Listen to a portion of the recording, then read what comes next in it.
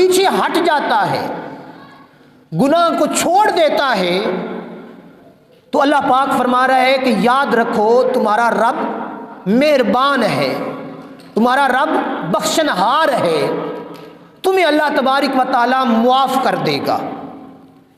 پھر وہی چیز کہ ہم لوگ گناہ کے قریب جاتے ہیں اور گناہ میں شامل ہو جاتے ہیں، کہیں جائیں کسی مقام پر گناہ ہوتا ہوا دیکھ کر ہم واپس پلٹتے اللہ کے ڈر سے نہیں ہیں، اس میں شریک ہو جاتے ہیں، تو یہ کیا ہے؟ یہ بہت بڑی نادانی اور بہت بڑی کمزوری ہے۔ حضرت سہل بن سعد الساعدی رضی اللہ تعالیٰ عنہ روایت فرماتے ہیں کہ حضور نبی اکرم شفیع معظم امام الانبیاء جناب محمد مصطفیٰ صلی اللہ تعالیٰ علیہ وآلہ وسلم نے ارشاد فرمایا، جو بندہ مجھے اس چیز کی ضمانت دے دے جو دونوں ٹانگوں کے درمیان ہے، اور مجھے اس چیز کی ضمانت دے دے جو دونوں جبڑوں کے درمیان ہے، تو میں اسے جنت کی ضمانت دے دیتا۔ اب یہ بڑی خوبصورت چیز ہے، اور یہی چیزیں آج کی اس پرفتن دور کے اندر ہماری برائی کا، ہماری بدعمالی کا، ہماری بد کرداری کا باعث ہے۔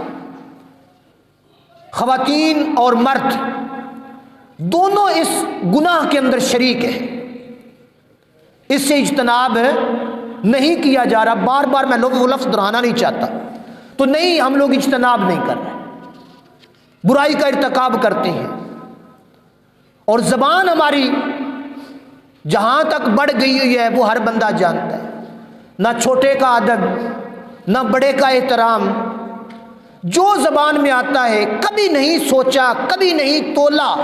میں نے اور آپ نے اپنی زبان استعمال کرتے ہوئے یہ جملہ جو میں اپنی زبان سے بولنے والا ہوں یا بول رہا ہوں، اس جملہ بولنے پر میرا رب اور میرا رسول راضی ہیں کہ نہیں راضی؟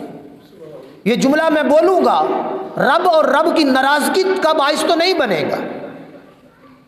تو یہ ہم نے کبھی اس چیز کی طرف بھی توجہ نہیں کی، تو اس لیے حضور علیہ الصلوۃ والسلام نے فرمایا سمجھدار دنا بندہ وہ ہے جو زبان کھولنے سے پہلے، بولنے سے پہلے اپنی زبان کو تولتا ہے، اس کو ٹٹولتا ہے، دیکھتا ہے کہ میں یہ جو بولنے لگا ہوں اس سے معاشرہ تو خراب نہیں ہوگا، اس سے فتنہ تو نہیں بڑھے گا، اس سے محلے کے اندر فساد تو نہیں پیدا ہوگا، تو وہ دنا بندہ ہے۔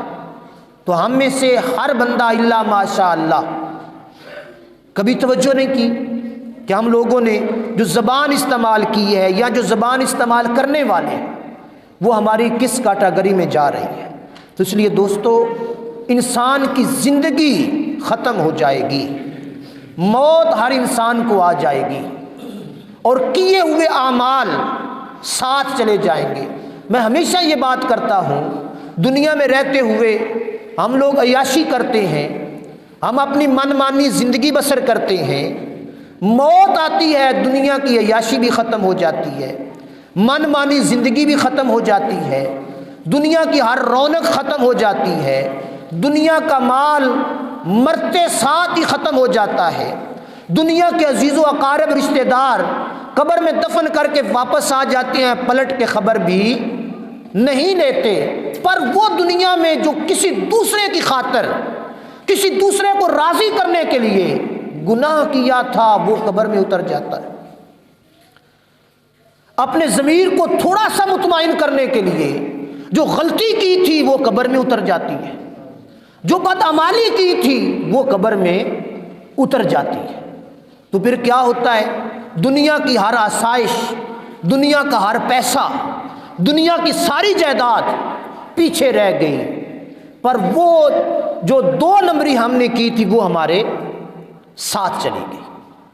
تو اللہ تبارک و تعالیٰ تو پھر حساب لینے والا ہے، اللہ عالم الغیب ہے، طاقتوں کا مالک ہے، تو جب ہم سے اللہ حساب مانگ لے گا کہ میں نے تجھے یہ زندگی دی تھی، اس کو تو نے کہاں، کس مقام پر، کیسے استعمال کیا، کیسے گزار کے تو واپس آ رہا ہے، تو میں اور آپ ذرا سوچیں کون ہے جو اللہ کی بارگاہ میں کوئی عذر پیش کر لے گا، کون ہے جو کوئی بہانہ تلاش کر لے گا؟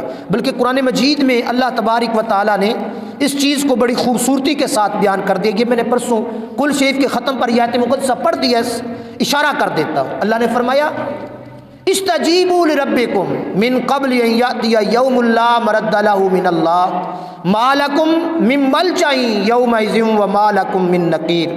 اس دن کے آنے سے پہلے پہلے اپنے رب کا حکم مان لو جو اللہ کی طرف سے ٹلنے والا نہیں ہے.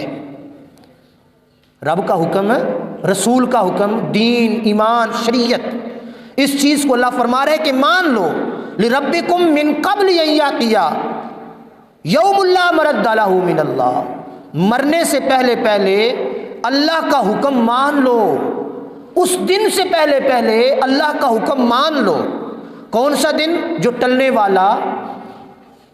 میں نے گزشتہ جمعہ مبارک پر ان 2-3 جمعوں میں بڑی دفعہ یہ بات کر رہا ہوں، پھر کر رہا ہوں.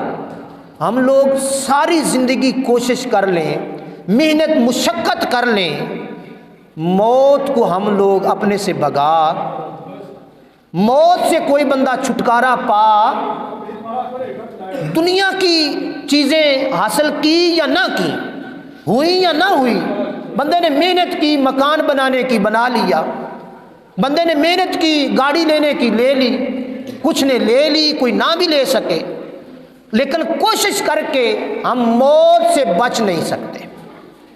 کہ کوئی کسی کے اندر طاقت ہے، کوئی اتنا امیر بندہ ہے جس کے پاس پیسہ زیادہ ہو کہ وہ موت کو بھی دھوکہ دے سکے. کوئی نہیں نا ایسا، کوئی بالکل موت سے چھٹکارا نہیں پا سکے گا. ما لکم من ملجأ یومئذ وما لکم من نکیر. اس دن تمہارے لیے کوئی پناہ ہوگی اور نہ تمہارے لیے انکار ممکن ہوگا. اب یہ وہ جو پیچھے میں چیز بیان کر کے آیا ہوں کہ گناہ قبر میں اتر جائے گا، نیکی بھی قبر میں اتر جائے گی. دنیا میں رہتے ہوئے ہم غلطیاں کرتے ہیں، گناہ کرتے ہیں، چھپ جاتے ہیں. چھپ جاتے ہیں کہ نہیں چھپتے؟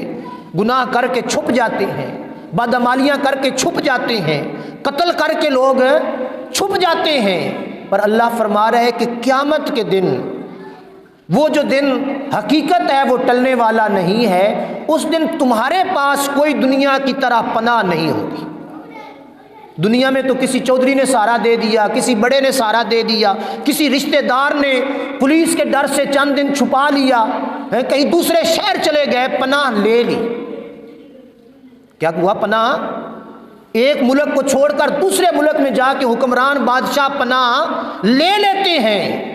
پر اللہ فرما رہا ہے ذرا بتاؤ، اس دن جب بادشاہی اللہ کی ہوگی، جب حکومت اللہ کی ہوگی، اب بھی حکومت اللہ کی ہے، بادشاہی حقیقی اللہ کی ہے، لیکن اس دن کی بات جس دن وہ ٹلنے والا نہیں ہوگا، اس دن کوئی پناہ نہیں ہوگی اللہ کی پناہ کے علاوہ، اور کوئی انکار ممکن نہیں ہوگا کہ تم میں سے کوئی بندہ کہہ سکے کہ میں یہ گناہ نہیں کیا. آج تو گناہ کر کے بھی ہم کہہ دیتے ہیں، ہمارے پاس گواہ بن جاتے ہیں، قتل کر کے لوگ چھپ بھی جاتے ہیں اور سچے بھی شہادتی بھی مل جاتے ہیں، آنکھوں دیکھے شہادتی مل جاتے ہیں جو جھوٹ بول دیتے ہیں. سمجھ آئی بات کی؟ تو وہاں اللہ فرما رہا ہے کہ وہاں اس دن نہ تو کوئی تمہیں پناہ ملے گی، نہ تم اپنی غلطی کا انکار کر سکو گے. تو جب انکار بھی نہیں کر سکیں گے، پناہ بھی اور کوئی نہیں ہوگی اللہ کے عرش کے علاوہ، تو پھر بتائیں جب رب پوچھے گا. ایک دوسرے مقام پر اللہ پاک نے قرآن مجید میں فرمایا کہ اس دن نہ چاہتے ہوئے بھی بندے میرے دربار میں آئیں گے، نہ چاہتے ہوئے بھی میری عدالت میں ان کو پیش ہونا پڑے گا. تو جب کوئی چھٹکارے کی بات نہیں ہے تو پھر ہم کس تسلی کے ساتھ، کس بھروسے پر ہم لوگ اللہ کو بلائے بیٹھے ہیں، گناہ پہ گناہ کرتے چلے جا رہے ہیں.